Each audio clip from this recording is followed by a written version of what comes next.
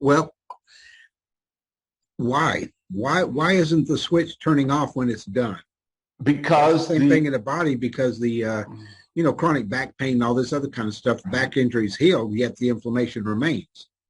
Why so is the it? thing, so the point that we're going to point out is that this system of the immune response or the anti-inflammatory response of the brain is modulated by the lymphatic system.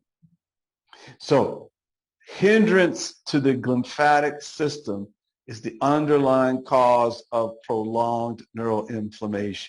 Because if the lymphatic system was functioning properly, everything would be washed out every day. So Why is it? inflammation could turn back on and then turn off and turn Yes, back on and then turn off. but why do we? What is your hypothesis? Why it's not working properly in modern day humans? Okay, so so let's think of it this way. Let's think of it this way. This head is really dependent on the body to carry it around and give it positive, good things, right? Mm-hmm. So anything that is blocking that lymphatic system inside the human is going to hurt the brain. And any type of kind of, so it's just like this. Any restriction in capillary perfusion, any restriction in the amount of activity of the cells that are involved in it, and any restriction in the activity of the cells and systems that are removing it. And that can be your liver, that can be your gut, that could be your poop, that could be your spleen, could be your musculoskeletal system. Mm-hmm. So multifactorial, but it jimmies right down to their sleep and the gut, and then how much perfusion you can get to the brain. So the way I see you influencing it is you're going to be, it's like let's just think of it this way. It's like a plugged toilet, right? So you're going to go in there with a big plunger and plucka, plucka, plucka, plucka, but there's no flush really. You loosened everything up. You're going to have some activity there, but there's no real flush or water coming in. And as I said, the septic system might be full. So that's kind of like a wing and a prayer, basically. What I'm suggesting is that, let's say you get a signal. Let's say you make a change.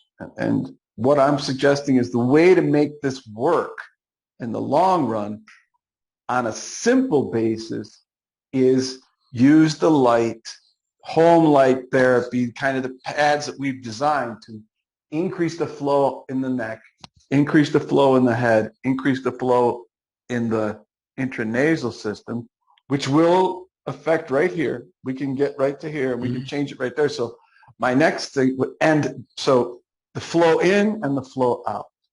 So that's how you're going to really give a couple of flushes a day to the system. And then it really works on the functional medicine aspects about cleaning out the gut and, massage and all the stuff to get their lymphatic system going, because that's basically it. You're just swimming in the same soup, the neuroinflammatory soup. You can't really, nothing's helping the brain. And the question is, how much actually are we going to help the brain with the laser light in office one time,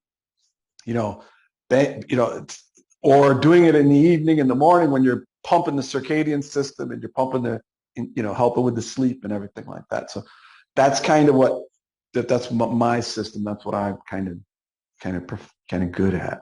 So the question that would come up next, once you get your experimental setup and you can get a signal that you changed that excessive, beta spindles, then we can try it with the intranasal LED and see if we can make a change on that too, because it's a little, it's nowhere near as powerful, but it's proven to be effective. Yeah, it's proven to be effective. One of the things that we, can state is that we know that the red and infrared intranasal will create a change in the viscosity of the blood to make it flow better. So all along, we know that we're going to increase circulation by that, increase blood flow by that. And perhaps that's one of the things that the brain parenchyma and tissue need to loosen up the sediments, if you will. Right. So, you know, we're right there therapeutically. It's just, you know, it's just like gathering the data on this.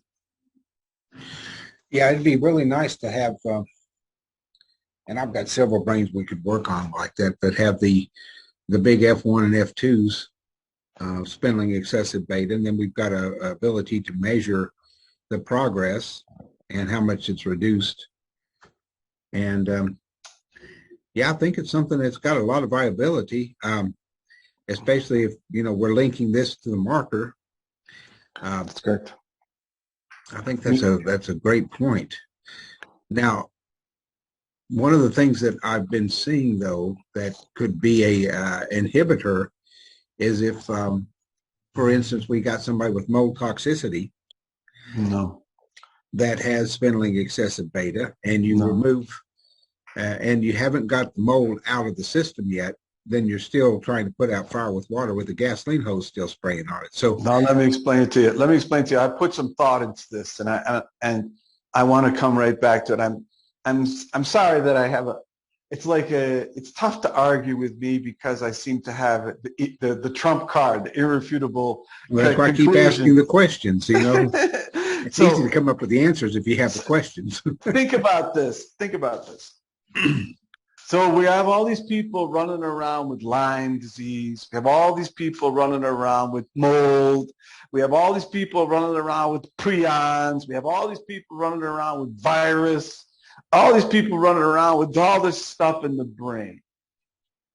And if you step back and you say, what the heck, Dr. Ron, are all these guru cure people? What are they actually trying to do? They're trying to auto-regulate the immune system based on the disease process and not the healing physiology. So the only reason that stuff stays in the brain is because it can't get out. Because it can't get out. So when you activate the lymphatic system, watch how powerful the healing power of this brain is.